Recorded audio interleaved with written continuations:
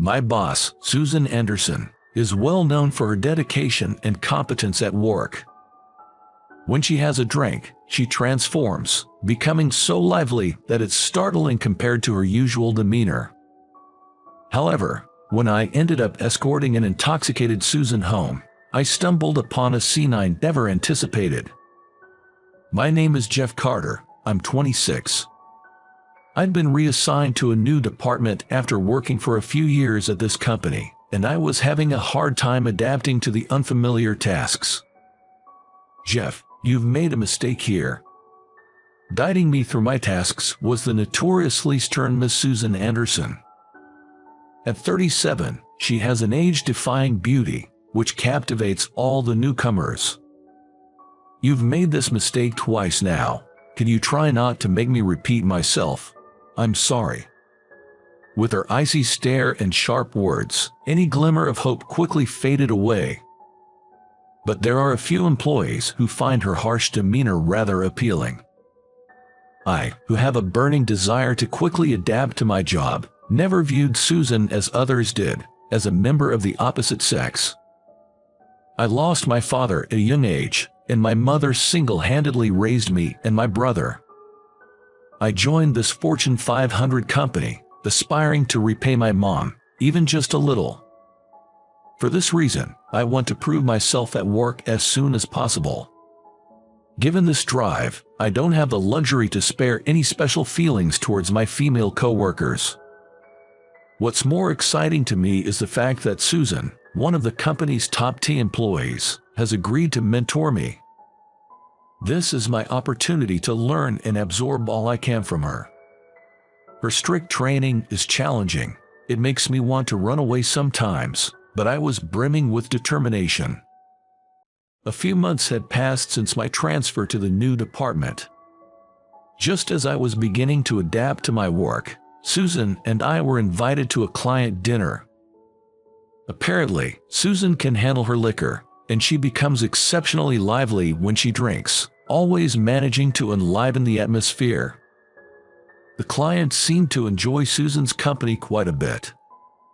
As her direct subordinate, I was also invited, and we were exchanging toasts over some exquisite meal. "Let's drink more. Susan, I'll drink on your behalf." At the restaurant owner's announcement about a new spirit, we decided to try it, and Susan seemed to be getting tipsier than usual. She must have been exhausted from her constant grind at work. The client, fond of Susan, kept refilling her glass relentlessly. "Pour me another." Energized, Susan was drinking at a faster pace. Although she appeared to be having fun, I didn't miss the moments when she looked worn out. "Let me have that drink, please." Since I'm a seasoned drinker, I started taking the drinks intended for Susan. The client seemed to be comprised of heavy drinkers, and once they realized that I could hold my liquor, they enthusiastically began serving me. I felt like I was drowning in the endless rounds of toasts. Susan, incessantly chatting next to me, was a stark contrast to her usual stern self at the office. Work is my life. From personal hobbies to a passion for her work. She just couldn't stop talking. But it wasn't just about herself, she was also good at engaging others in the conversation and listening. She was an eloquent speaker and a good listener. This was the phrase that came to my mind watching her. The clients left expressing their satisfaction, as they usually do, after having a delightful evening. After watching them until they disappeared from sight, suddenly, she slumped over as if the tension had left her, saying "Sorry, I can't anymore," and hung her head low to the ground. I ended up with the responsibility of getting a tipsy Susan safely home. "Susan, is this the right place?" "You got it, probably. Wait, over there, I don't know." "Which one is it?" Since her apartment was within walking distance, I supported her staggering steps for about half an hour. Here, welcome to my castle." She giggled, pointing to her new apartment building. We finally arrived. Opening the door and seeing Susan collapse in the entryway, I was worried she might just fall asleep there. "Susan, you'll catch a cold if you sleep here. Is it okay if I carry you to your room?" Worried about her leaving the door unlocked, I waited for her to nod before entering. "Excuse me." But the moment I entered the room, I couldn't believe my eyes. That's because clothes and books were strewn about the floor, and garbage was left on the table. Sorry, it's messy, right? I think so too. Jeff, take a seat. Have some coffee or something. It's out of character for you. Seeing this side of her that nobody at work knows, I can't help but feel a sense of superiority. Suddenly, Susan began tidying up the room cheerfully. "Susan, I'm heading home soon, so don't mind me." With the thought of letting her rest as soon as possible and not wanting to impose, I turned to leave. However, seeing her staggering as she tried to tidy up, I decided to help clean up the floor and take out the trash, even if it was meddling. "You're good at this." "I'm not efficient at work, but I'm good at housework. I've always been good at household chores. I can cook, clean, do laundry, even so." While I still struggle to work independently without Susan's support at work, I never thought my skills would come in handy here. Maybe because she's drunk, Susan is tidying up, but for some reason, she's making more of a mess. Every time she moves a pile of clothes to the laundry, she bumps into something and drops it. She confessed that she's bad at sorting garbage and eventually gave up, leaving it in a scattered state. Nevertheless, she was determined to clean up. She's my boss at work, always handling tasks efficiently. Seeing her like this, different from her usual self, makes me feel the gap for the second time today. She's kind of cute. And I thought Susan was cute. Even though we have a 10-year age difference, it's not disrespectful to think she's cute, is it? While I was thinking about this, Susan went to the balcony to get the laundry. Due to her unsteady feet, she stumbled over the step and looked pretty dangerous. I watched her, feeling anxious, and found myself staring at her colorful underwear hanging there, feeling my face getting hot. "Don't look." Susan noticed that I had seen it and quickly hid it behind her back, her face turning red as well. The embarrassment seemed to sober her up a bit, and she started to talk less. "I'm sorry, I didn't mean to look." As we both felt awkward, I was gathering the trash while looking for an opportunity to leave. "Susan, is this all the trash?" I asked if there was any other garbage, and there she was, asleep while folding laundry. I covered her with a blanket and left a note. I borrowed the key that had been left out, locked the front door, and placed it in the mailbox. The following day was Saturday. It was allowing me for a slightly late wake-up. Amidst a hangover, I was cleaning my room when I received a call. It was from Susan, expressing her gratitude for taking her home and apologizing for her embarrassing behavior. Recalling Susan's actions from the previous night, a smile crept up on my face. I responded, assuring her not to worry about it, and added that I had a chance to drink some alcohol, which I don't usually do, and was actually nursing a hangover. After that, there was no further contact. Sunday ended and Monday arrived. The hangover had subsided, and I was fresh and ready to go to work when I was summoned by Susan. Had I made some kind of mistake? I wondered. Reflecting on last week's work, I followed Susan to the break room. Jeff, you were in my apartment, right?" Susan asked nervously. I felt a bit panicked, wondering if I shouldn't have entered into her room. As expected, Susan didn't remember that day. Unsure how to respond, I decided it was best not to lie and said, "I'm sorry, I guess you didn't like me entering your house." I chose to apologize sincerely. Then Susan said, "Thank you. I can't remember much after the party started. I'm ashamed I got so drunk. Jeff, you took me home, didn't you?" I had expected to be scolded, but instead, I was thanked. I responded that it was nothing, and then she said, "So, you saw inside my apartment, right? I'm really sorry you saw my embarrassing side." She bowed and apologized profusely. "Susan, please lift your head. You didn't trouble me in any way, and I honestly didn't mind." I urged her not to worry anymore, but when Susan looked up, her face was as red as her ears. "You found out I'm bad at housekeeping, didn't you?" Susan murmured awkwardly. And then, she began to talk about why she was bad at housekeeping. Susan had been working part-time since college to contribute to the medical bills of her sick mother. She and her father had been working to pay for living and medical expenses, while her sister helped with the housework. "So, I've always been indifferent to housework, and even now, I can't shake that habit. Even though I can handle work, I'm terrible at housekeeping." Susan shared her life story, looking sad. I didn't understand why she was telling me this, but when she laughed and said that all her previous partners broke up with her because she couldn't do housework, I couldn't help but interrupt. "What's wrong with not being able to do housework?" It was a genuine question. Susan looked surprised, her eyes wide. "I mean, everyone has strengths and weaknesses, right? The idea that women should naturally be good at housekeeping is outdated, I think." I stated that there's no point in being together if you can't complement each other's weaknesses, and Susan burst out laughing as if something had been lifted off her chest. "Jeff, thank you." A beautiful smile and words of thanks. From that time, I began to notice Susan. Then one day, Susan fell ill and had to take the day off. We had an urgent project going on, and a colleague named Mark stepped in to help. Mark, 36, had recently married a younger woman and was boasting about it. While the rest of the staff were busy with their work, he kept talking about himself.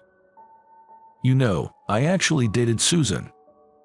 My hand stopped for a moment at his words, and I forgot to breathe.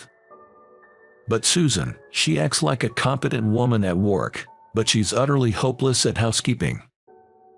After boasting about his marriage, Mark started bad-mouthing Susan. Honestly, I had no idea what he was trying to say. "Don't you think it's inconceivable for a woman to be incapable of doing housework?" When Mark burst into hearty laughter after saying this, everyone in the room felt a sense of repulsion. Susan always worked harder than anyone else, and she shamefully admitted to me that she wasn't very good at housework. When she admitted this and felt sorry, she made a sad smile. Because I knew this side of Susan, I could not accept Mark's remark, so I objected. "What's wrong with a woman who can't do housework?" Surprised and annoyed by my sudden opposition, Mark's face twisted. However, when the other employees also started voicing their objections, he had no choice but to retreat back to his department with a disgruntled look. After work, I decided to check on Susan. "Susan, it's me, Jeff," I said, greeting her through the intercom. Susan, who looked wary, opened the door for me. "Jeff, what's up? Did something go wrong at work?" Assuming that I came to consult her about work, I told her that wasn't the case, and that I came to visit her. Apologizing for the mess, she let me in. "Susan, can you eat anything?" She had recovered from her fever but still felt quite drained. In response to my question, she just shook her head and took a seat on the couch. After I made her some simple rice soup in her kitchen, she happily accepted it. "Jeff, you'll make a good husband," she said with a gentle smile. In front of that gentle smile, I couldn't hide my feelings anymore. "I want to be your husband, Susan." In the heat of the moment, I confessed my love. Susan was naturally surprised and even dropped her cup. "What are you saying, Jeff? I'm over 10 years older than you, and I can't even do housework. There are plenty of younger, more domesticated girls out there. You should reconsider." Though Susan's voice sounded sad, I knew I couldn't back down now and voiced my feelings.